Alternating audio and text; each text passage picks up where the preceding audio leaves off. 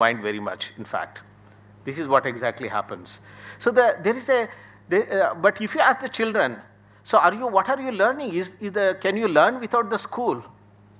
No, we learn so many things. This is what many children tell me, that we learn so many things, not necessarily from the school, but outside the school. This is all true. It's no more something that we are talking about only in theory.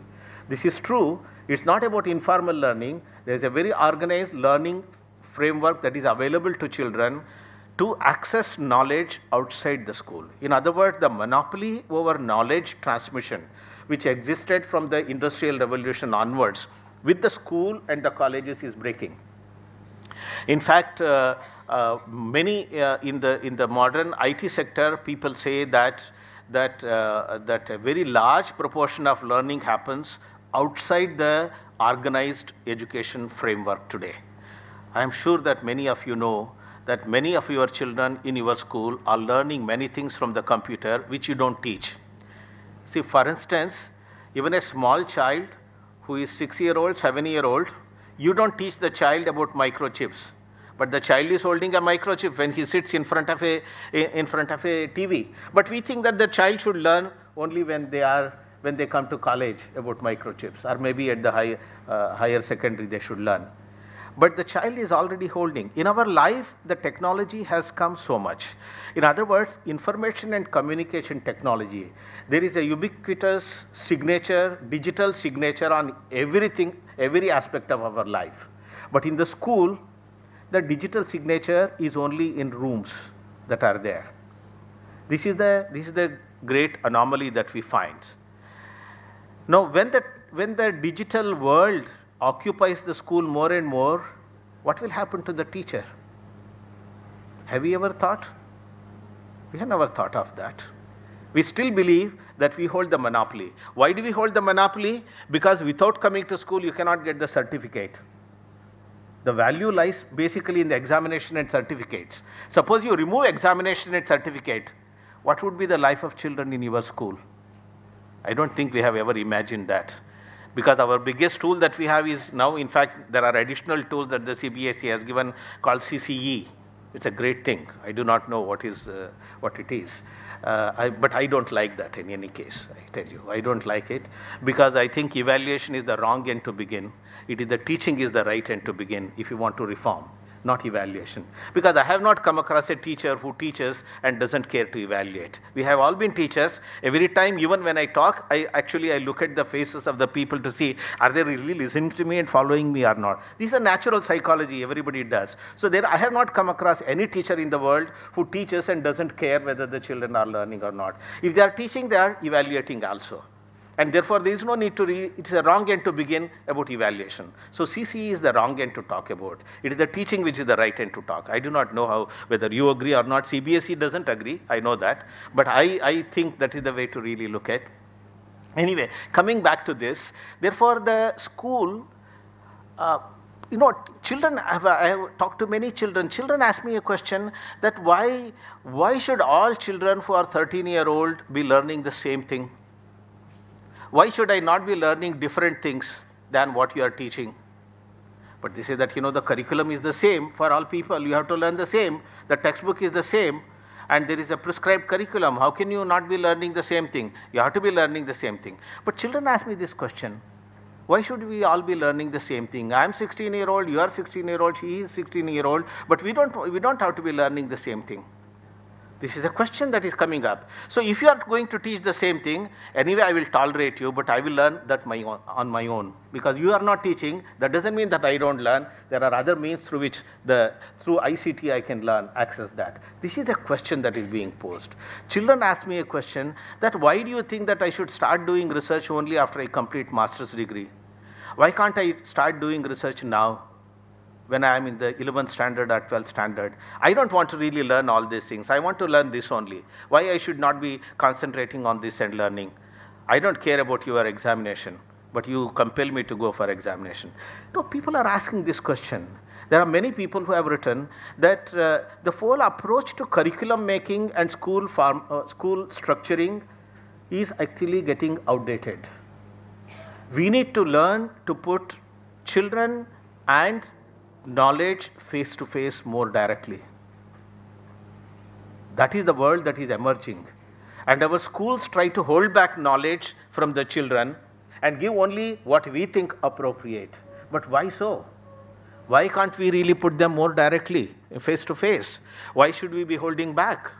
In other words, somebody has coined this phrase, why do we need these academic priests who decide on the curriculum for the children? Remove those priests. They can directly, why can't they access knowledge more directly? Why should you be waiting for 10 years to really change the curriculum? I want to change, I want to formulate my own curriculum. This is what is called, in fact, many of you must have read the book also, the self-organizing school, the learning organization, as they call. I forget the name of this person who has written this book on learning organizations. I will remember that. And therefore, the new world, the school in the new world is not the school that we are today engaging in. It is breaking up. But we are not realizing, we as teachers, because our own job is wedded to this kind of a school, the way we conduct examination, the way we teach, and then the way we give certification, these are all something which gives us a great power. But we are not realizing that this power is likely to break up. May not be now, may not be immediately, but in the near future, because it is knocking at the door of the school system. So what is the role of the teacher in all these things? How do we really remain relevant to the society? We are not what we were, guru, where guru is vested with everything and told the community will tell that you do what you want to do with my child, I don't. But yet, there is something very special about a school, which I keep telling. If I tell you to leave your child with me, I may be a very respectable person, you are not going to leave your child with me when you have some work. You rather take the child along, and rather than leaving the child with your child with me. But all of you leave your children in a school with unknown adults and then go away. School has this something very important still. School is like a social contract even now. What does it hold to the teacher in that case? Where is it that has changed, and then how do we really revive this? Rather, I would say, reclaim this lost ground, the ground that we have lost in terms of the teacher as somebody who is the authority, who has complete freedom and autonomy to shape the life of the children who come to us. How do we really regain those kind of situation? A few things that I want to say. One, I think the most important is that we have to revive our engagement with the intellectual world.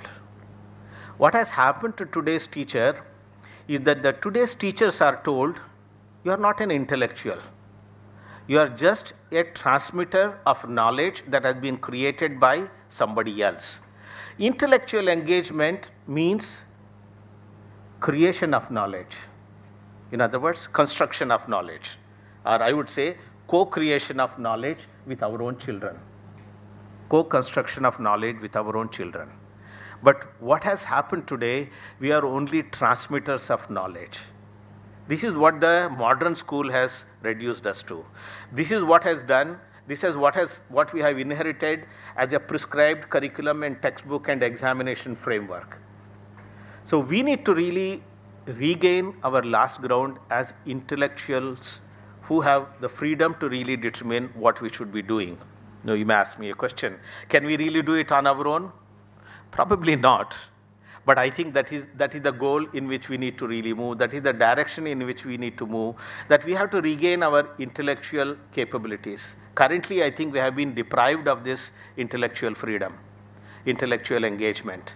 The result is that children are going outside for their own intellectual improvement, and the school is seen only as a certification process. I think we need to change this. I think we need to ask ourselves, how do we reinvent ourselves as intellectuals from what we are today, where we have been reduced to implementers of somebody else's decision, somebody else's curriculum? I think this is the first question that I would like to pose. We need to ask ourselves this question, how do we do? I do not know exactly, but definitely We need to. Second, I think we should also recreate teaching as an ethical endeavor, not really just as something in which we transfer knowledge because we are paid to transfer knowledge to another person. In other words, we should learn to take responsibility for the life of the children who come to you. Are you ready? That is ethical endeavor. That means that the teacher cannot say that if your children are like this, what can I do? It's not my responsibility. My responsibility is to teach physics. I am not responsible if the child goes and commits a crime. That is not ethical endeavor. If you want to engage with teaching as an ethical endeavor, you should be ready to take responsibility for the personality of the child as it is shaped. We as teachers, are we ready for this? Is a question that we need to ask ourselves. Why I am saying this is that the world has changed so much. The globalization has brought many new dimensions to our life. The technology has brought many new dimensions to our life. The school in the way modern state created is breaking up. But it is telling us, take on new roles, then you will remain relevant. Are we ready to regain some of our old forte that we had as teachers, in our intellectual engagement, as somebody who shaped the personality? And what are these new roles in addition to that we need to really do? In the modern world, in the globalized world, what are the challenges that are before us? A few points that I would like to really make, not many. I think in addition to this, regaining the intellectual engagement and ethical engagement in teaching, I think we also have to really very significantly transform ourselves in terms of the pedagogy.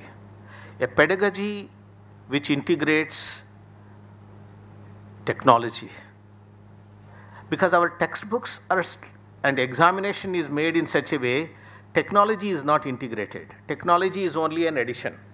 Technology is a tool. But in our world, technology is not just a tool. Technology is so much integrated in our life. But in the schools, they are not integrated. Our pedagogy is not a technology-mediated the pedagogy. It is a technology is only a tool. It's an old world phenomenon of teaching aids. Use technology as an aid. Like for instance, at best you may show a PowerPoint, you may do something else. But children have access to a new world. Why I am saying is that for us actually the school and our home, our life, they are two different worlds. But what is it for a growing child? For a growing child, there is only one life space. What the child is at home, or spend a few hours at home with the parents, spend some hours with the teachers and others in the school, and spend some time outside the school, maybe in the tuition class, or I do not know what they do. These days children don't have time to even play. They only go to the tuition class very often. But the life space of the child is only one. In that life space, there are no two different worlds. Technology and life, they are not different. They are so integrated in their life. The child gets up with using a mobile or something else even when they are small.